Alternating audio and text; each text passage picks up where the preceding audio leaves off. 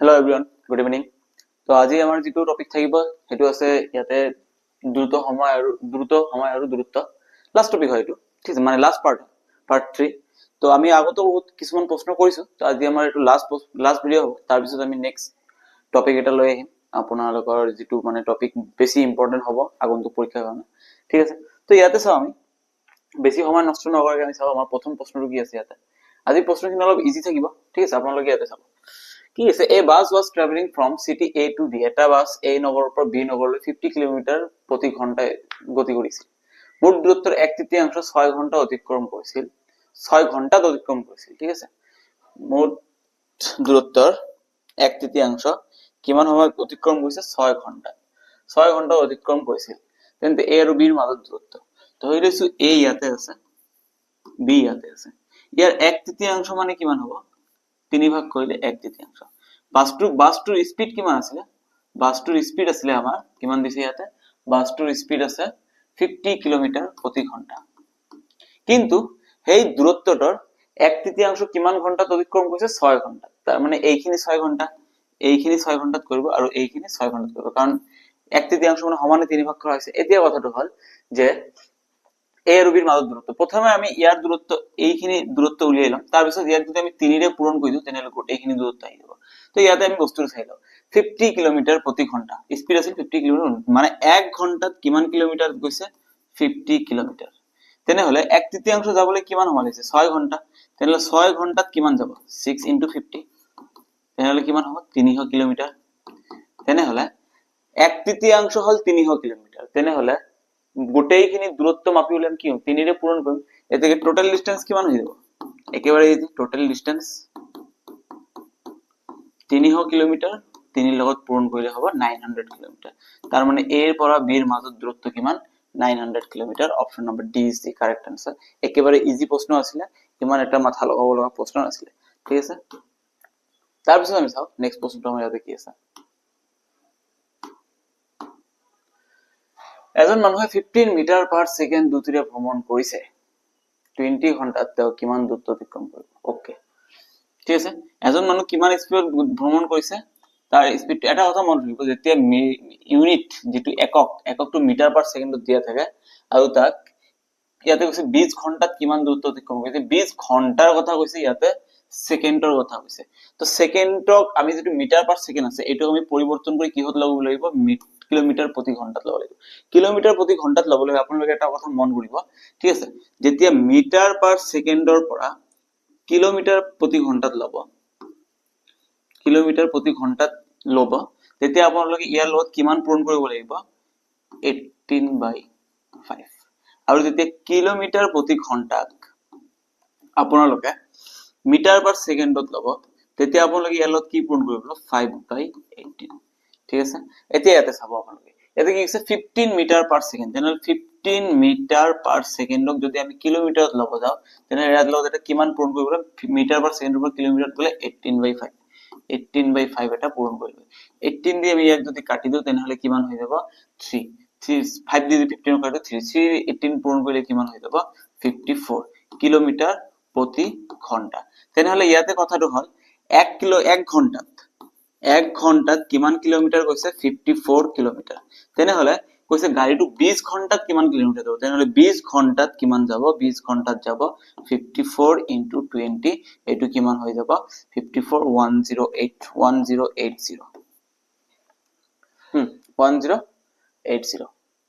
1080 option A is the correct answer 1080 kilometre যাব ঠিক আছে তো আপোনালোকে চাইছে বস্তুটো কেনে কৰে আপোনালোকে জাস্ট এটো বস্তু ভালকে মনত ৰাখিব যেতিয়া মিটাৰ পাৰ সেকেন্ডত কিলোমিটাৰ প্ৰতি ঘণ্টাত লব লাগে তেতিয়া কিমান কৰিব লাগে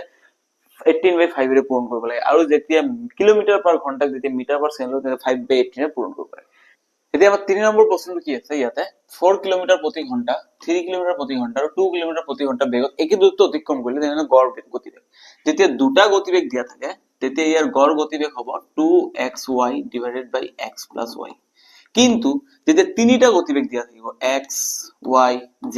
তেতিয়া ইয়াতে কি হৈ যাব 3xyz / xy + yz + zx তেনেহলে সিম্পল ইয়াতে এইটো ফৰ্মুলা আমি ইউজ কৰিম কাৰণ ইয়াতে তিনিটা গতিবেগ দিয়া আছে তেনেহলে কি হ'ব ইয়াতে 3xyz 3 * 4 into x এইটো y ধৰিলো এইটো z ধৰিলো 2 ঠিক আছে 2 সরি divided by xy মানে 4 into 3 plus yz মানে 3 into 2 plus zx মানে 2 into 4 এটো কিমান হৈ যাব 3 4 গুণ 12 12 3 গুণ 36 36 into 2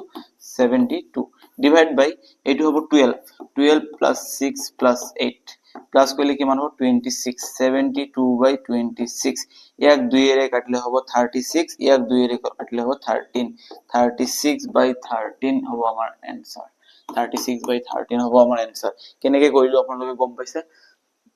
জাস্ট এইটো সূত্ৰ আমি ব্যৱহাৰ কৰিম যেতিয়া তিনিটা গতিবেগ দিয়া থাকিব তেতিয়া আমি এইটো সূত্ৰ ব্যৱহাৰ কৰিম আৰু যেতিয়া দুটা গতিবেগ দিয়া থাকিব তেতিয়া আমি এইটো সূত্ৰ ব্যৱহাৰ কৰিম ঠিক আছে তো ইজি হয় সূত্ৰ ব্যৱহাৰ কৰিলে आंसर স্কিপ কৰি দিছো কোশ্চেন নম্বৰ 5 Question number 5 কি হৈছে a man goes 22 by 5 km in 3 hours then how much কিমান 10 5 ঘন্টাত কিমান দূৰত্ব যাব how much will he go in 5 hours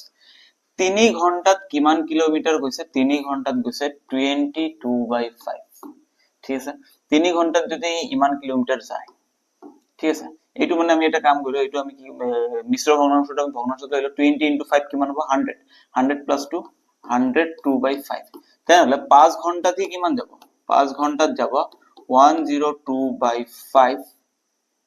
102 by 5 divided by 3 মানে 1 by 3 into 5 into 5 ঠিক আছে তাহলে এটো কিমান হৈ যাব 5 আৰু 5 cancel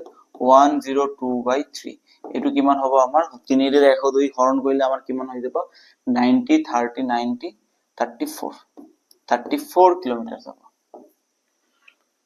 option number A is the correct answer আপোনালোকে চাইছে এটা আমি ঐকিক প্ৰণালীৰ দ্বাৰা কৰিলো 3 ঘন্টাত যদি ইমান যায় তেনেহলে 1 ঘন্টাত কিমান যাব যেটো আছিল 1 ঘন্টাত তো আমি লিখিব না লাগে একচুয়ালি তেনেহলে 5 ঘন্টাত কিমান যাব 5 ঘন্টাত ইয়াতে থাকিব যেটো হেতু থাকিব আমাৰ ওপৰত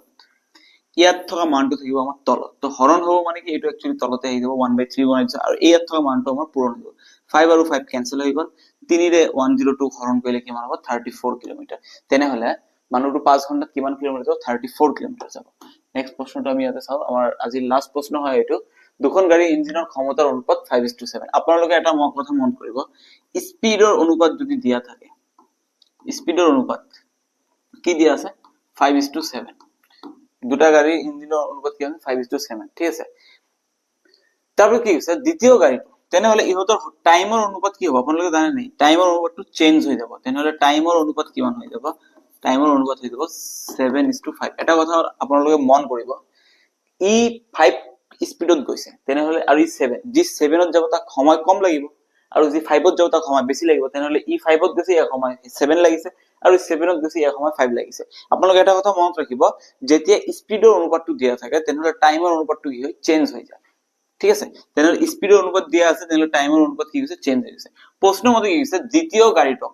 গাড়ীটক অনুপাতত কিমান সময় লাগিছে 5 বুলি ধৰিছো 5 ঘন্টা মিনিট যেটোই হক কিন্তু প্ৰশ্ন মতে কিমান লৈছে 85 মিনিট তেনেহলে আমি কি ক'ব পাৰিম 5 = 85 মিনিট তেনেহলে 1 = কিমান হ'ব 85/5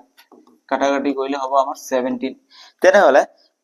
দ্বিতীয় গাড়ীটোক 5 লাগিছে অনুপাত মতে প্ৰথম গাড়ীটোক কিমান লাগিছে 7 তেনেহলে 7 কাৰ সমান হ'ব 17 * 7 এটো কাৰ সমান হৈ যাব 119 ঠিক আছে 17 * 7 কৰিলে কিমান হ'ব 119 option number D is the correct answer আৰু তথাপি আপোনালোকে এটো পূৰণ কৰিব নোৱাৰে 7 পূৰণ কৰিলে কিমান হ'ব 49 মানে আগফালে কি থাকিব এককৰ হৰত 9 থাকিব ইয়াতে অপশনৰ এককৰ ঘৰত ইয়াতে 9 আছে এটো आंसर হ'ব পূৰণ কৰিব নালাগে এইবোৰ টেকনিক ইউজ কৰিব লাগে পৰীক্ষাত যাতে কম সময়ত आंसरটো উলিয়াব এটো হৰু পূৰণ আছিল এটো আপোনালোকে কৰিলে কিছুমান